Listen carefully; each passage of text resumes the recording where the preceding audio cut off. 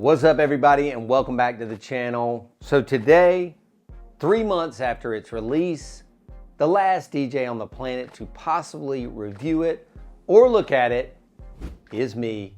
We are talking about the Alpha Theta Omnis-Duo. So let's get into that right now. Okay, so as you can imagine, I'm a little bit salty. Pioneer doesn't send me anything. So I got this from my good friend Ben Stowe at NLFX Pro. If you need any gear, he's going to be your hookup. Ben at nlfxpro.com is his email address, or just go to the website nlfxpro.com. That's my gear guy. And Ben said, you know what, Joe, I'll send it to you since nobody else will, and you can do a review of it. So as usual, on most of my gear review videos, I just open the box, I lay it on the table, I charge it up for a little while, and then I turn it on. I'm not gonna do an unboxing video because you know I think those are stupid. So here it is sitting on the fast set table for the whole world to see. Now, to be completely honest and completely fair, I've messed around with it a little bit and I've watched a couple of videos on it. So what we're not gonna do today, since it's 3 months old already, is get into the intricacies of everything that this controller does and doesn't do. I'm going to highly recommend, if you're watching this video and you wanna see that, to stop watching this video, turn it off, quit watching it. You're not gonna hurt my feelings. And go over to Beat Source Tech. You're gonna see my guy Mojax there. He is a wizard when it comes to reviewing gear. That's the video that I would watch. There's also an official video from Pioneer as well that you could go watch that was really well done. But I'm not gonna get into all the intricacies of it. I think Mojax's video was 30 minutes long. This one might be 10 max, as are most of my videos. So let's go over the positives. How about that? It is compact, okay? Nice little 10-pound unit, much smaller than a traditional controller like the Flex 10 or the DJC 1000. Other positives, on the back, you've got your plug, but guess what? As you can see, the unit is currently on and is not plugged in. So what does that mean? This is a battery-powered controller, much like the Denon Prime Go that I've reviewed on this channel before. We'll put a link somewhere here on the screen to that video. Other things on the back, SD card reader, so you could play off an SD card. You got a thumb drive or a USB OG, and then you got USB-C if you want to hook it up to a PC. And then what I really like, you got balanced outputs, your master out, XLR out, if you will. Booth out is going to be RCA on this instead of the traditional 1/4 inch on the Flex 10 or the DJC 1000. And of course, you've got 2 mic inputs on the back, which I like. You've got a mic. One is going to be your 1/4 inch input, but it is balanced. And then mic 2, also balanced XLR. And then you have a little attenuator beside that. Pretty minimalist design. And they've moved a lot of the functionality into this big screen, which is all touchscreen right here on top. Those are the positives, right? I guess the most positive thing being that it is truly portable, battery powered, and that is kind of awesome just in itself, all right? A few of the other functions that I do want to mention without going like hyper deep into all these menus and all the things that are on this touchscreen is it is a Bluetooth controller. You can Bluetooth to pretty much any Bluetooth speaker. So I can load up a track right now, go get one of my Everse 8s. I could have a beach party with absolutely no outlets, no power around. That's super cool. So while we're talking about battery power, I think I would be remiss if I didn't tell you a little bit about that. It says on the website for Alpha Theta that you can have a 5-hour playtime with it, which is plenty long, usually for most parties. And it takes 3 hours if it is run down and you need to bring it to a full charge. So that's something to keep in mind as well. The other feature of Bluetooth is I can actually take my phone and connect it to the Bluetooth here, play a song off my phone. This controller is branded as an Alpha Theta product. That is a sub-brand of Pioneer DJ, which we're all accustomed to usually hearing. So it is a record box controller. I tried to hook it up to my laptop that was running Serato Pro DJ. I was told that it ran it, but it didn't connect, and so I gave up on it.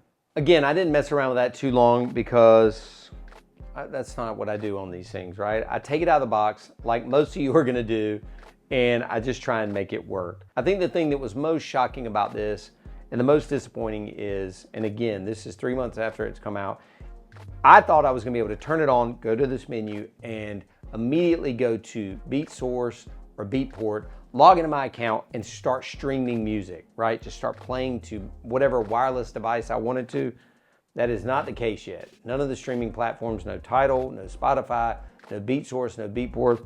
There is no way to stream music, which is, to me, the entire reason you would want a controller like this. So to me, that's a huge fail. If it doesn't work with Serato DJ yet, another huge fail. I'm not a rekordbox guy. I don't know how to use rekordbox. I don't want to learn rekordbox. The other thing is, why the hell is it blue? Help me understand. Like every piece of gear that they've ever made is black. Like it's a matte blue. Jog wheels feel good. Faders feel okay. Crossfader feels okay. You got your hot cues. I mean, I will say again, going back to the positives, everything is where you would expect it to be on a Pioneer controller, which I'm a Pioneer person, right? That's why I've never really switched over to Rain or Denon, because I'm super comfortable with where the controls are on the Pioneer. So since I took it out of the box and basically just laid it up here and then tried to hook it up to my laptop and didn't get anything by connecting it to Serato right out of the gate, I went and dragged a few songs onto a thumb drive. So while you're watching this video and thinking, where the hell is this going? Let's at least try, as somebody that's a Serato DJ, to either pull songs off here or even to pair it up with my phone and play some music. All right, here we go. Okay, so the first thing we want to do is try and pair the Omnis-Duo to the EV eVerse 8. So we'll go in the menu. Looks like we can go to the top here. Bluetooth output. We'll turn that on. And then we'll go to add device. And then basically on here, we'll go to input 3/4. And then you hold it down to pair. Add device here. Let's see if it picks up on this. There it is. We're paired up. Okay, that's a good start. Not too bad, pretty easy. So next, I put a few songs on a trusty thumb drive here. We're just gonna put this in the back. So we put the thumb drive in. It gave me some error message about rekordbox, but I was still able to see my tracks on the USB stick and able to scroll through them and load them up. Okay.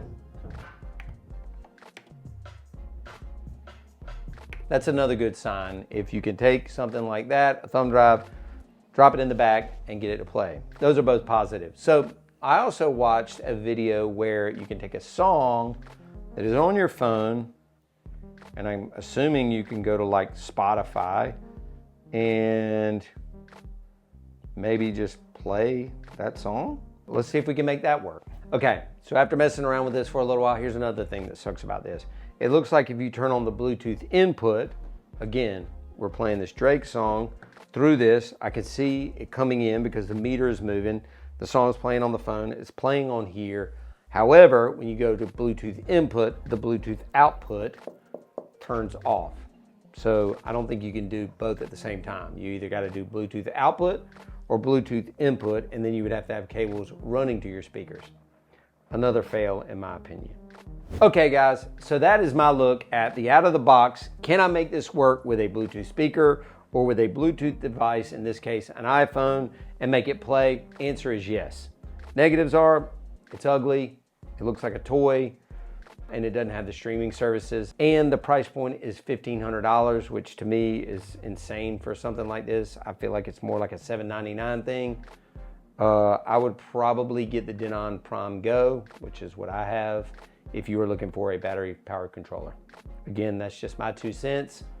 Let me know in the comments what you think. Maybe you love it, maybe I'm missing something, but out of the box review, not for me. Like, subscribe, all that stuff with this channel. We appreciate you guys watching the videos, and back next week. Peace.